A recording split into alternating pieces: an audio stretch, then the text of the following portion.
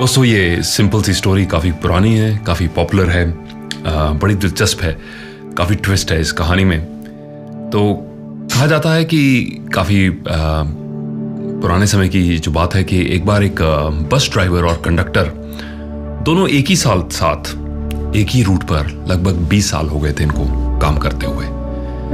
ये इतने अपने कंफर्ट जोन में मस्त थे, इनकी लाइफ इतनी प्रिडिक्टेबल थी, बड़े थोड़े से पैसेंजर्स हुआ करते थे उस जमाने में कि चेहरे से हर पैसेंजर को पहचानते थे किसका क्या नाम है, किसको कहाँ से चढ़ना है, किसको कहाँ उतरना है। इतनी बखूबी से इनको अपने पैसेंजर्स का भी पता था। बड़ी मस्त, बड़ी आराम सी, बड़ी प्रेडिक्टेबल सी जिंदगी थी, बड़ी कंफर्ट जोन में। तो एक दिन ऐसे हुआ कि उस बस में एक 6.5 फुट लंबा तगड़ा पठान चढ़ा है और जैसे ये शख्स ने बस में एंटर किया, सभी की नजरें इसकी तरफ थी। जैसे मान लीजिए कि बस पर चढ़ के उसने कोई गलती या गुनाह कर दिया है। सभी ऐसे उसकी तरफ हैरानी से देख रहे थे। नए something new has happened, some change has happened. और पैसेंजर्स क्योंकि उस टाइम में काफ़ी लिमिटेड होते थे, जैसे मैंने आपसे शेयर किया, और बस ड्राइवर और कंडक्टर सभी को लगभग उनको देखकर सबको ये हैरानी हो रही थी और सभी इसकी तरफ देख रहे थे और कंडक्टर भी इसको नोटिस जैसे करके उसके बाद अब ये ध्यान में रखिए, ये जो पठान जो बस पे चढ़ा है 6.5 फुट लंबा है। हमारे कंडक्टर साहब हाइट में थोड़े छोटे हैं, लगभग 4.5 फीट के हैं, थोड़े स्लिम हैं, पतली सी बिल्ड के हैं। थोड़ा हिचकिचाते हुए ये इन्होंने अप्रोच किया इसको और इसके जाकर जैसे बड़े शक के साथ, बड़े डाउट के साथ, बड़ी धीमी सी दबी हुई आवाज में इन्होंने पूछा, टिकट लेंगे आप? इससे पठान में बड़ी अथॉरिटेटिव आवाज ने जवाब दिया, नहीं, पठान टिकट नहीं लेता।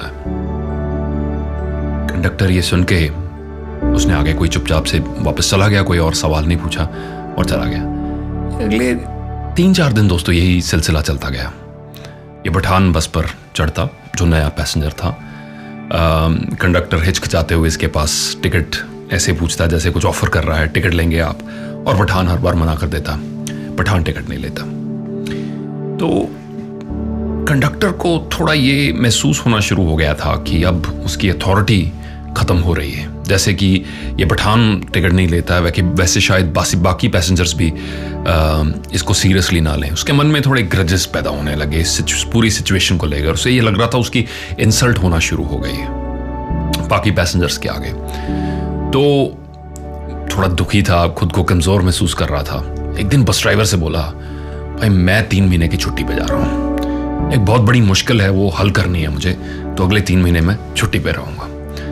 कंडक्टर साहब अगले 3 महीने छुट्टी पे रहते हैं, प्रोटीन शेक अपने फ्रेंड से ऑर्डर करते हैं अमेरिका से, जिम ज्वाइन करते हैं, सेल्फ डिफेंस क्लासेस ज्वाइन करते हैं, karate, personality development, confidence building की क्लासेस, ये सब करके पूरे 3 महीने बाद, पूरी मेहनत मुशद्दत के बाद अपनी मार्शल आर्ट्स सीखकर अपनी ड्यूटी पर वापस पहुंचते हैं। और आज मन में ठाना हुआ है कि इस पठान से टिकट तो इसको देनी है, राइट? इससे टिकट आज इसको मैं देखता हूँ आज ये टिकट कैसे नहीं लेता।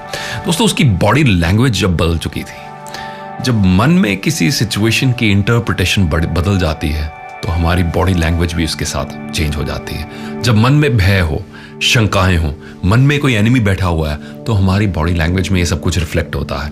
कंडक्टर ने प्यूरी श्योरिटी के साथ इस बार इसकी, क्योंकि मन में कॉन्फिडेंस था, श्योरिटी था, जो इसकी बॉडी लैंग्वेज में रिफ्लेक्ट हो रही थी, इसने पठान की अब आंखों में आंखें डाल के पूछा बड़ी दमदार आवाज में, टिकट?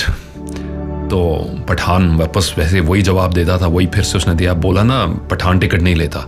तो अब कंडक्टर ने आगे फिर से कॉन्फिडेंस के साथ अगला सवाल पूछा, और पठान क्यों टिकट नहीं लेता है? टिकट तो सबको लेना पड़ता है। जिससे पठान जो इसको शांत करते हुए कंडक्टर को बोला, क्योंकि कंडक्टर साहब काफ़ी गर्म और काफ़ी एग्रेशन में आ गए थे, बोला, लाले की जान तू गर्म क्यों होता है? मेरे पास गवर्नमेंट का दिया हुआ ऑल इंडिया बस पास है, अरे इसीलिए तो पठान टिकट नहीं लेता है। तो आप सोचेंगे कि ये इतना पुअर जोक सिमरजीत कहाँ से ढूंढ के लाए हैं, पर जोक तो ये था ही नहीं, तो कहानी है, it's not meant to be a joke.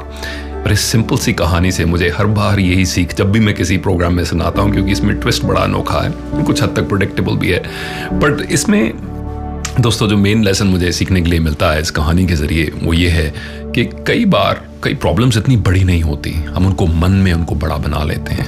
हम अपनी प्रॉब्लम्स को ओवर एस्टिमेट करते हैं और खुद को अंडर एस्टिमेट करते हैं। आई थिंक ये नंबर वन जो एनिमी है अंडर परफॉर्मेंस का ये है। हर आई गई चुनौती को मैं ओवर एस्टिमेट करता हूँ और मैं खुद को अंडर एस्टिमेट करता हूँ। अगर इंसान इस एक सिंगल चीज़ के ऊपर वर्क कर ले तो you can increase your efficiency, you can do a lot more with your life.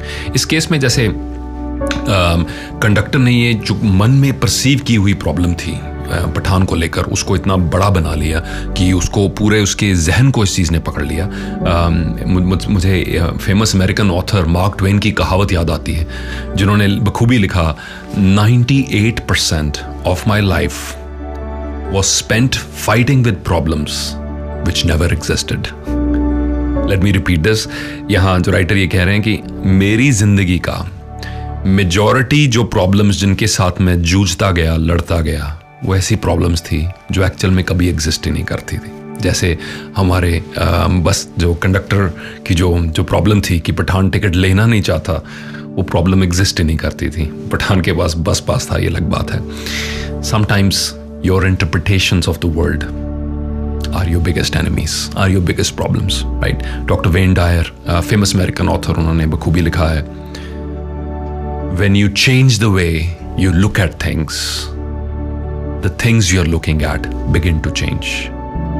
जब आप दुनिया को, अपनी मुश्किलों को, आने वाले कल को, अपनी अपॉर्चुनिटीज को, जब आप उनको देखने का नजरिया बदलते हो तो वो चीजें भी खुद ब खुद बदलना शुरू हो जाती हैं। क्योंकि कई बार प्रॉब्लम चीज में नहीं होती है, हमारे देखने के नजरिए में होती है। और किसी शायर ने बखूबी लिखा है कि नजर का ऑपरेशन तो हो सकता है, नजरिए का ऑपरेशन होना बहुत मुश्किल होता है। पर नजरिया एक ऐसी चीज है जो हम कॉन्शियस थिंकिंग के साथ डेवलप कर सकते हैं और करेक्ट कर सकते हैं। चाइनीज फिलोसोफर लाओ त्सू बखूबी कहते हैं, when you correct the mind everything else will fall into place.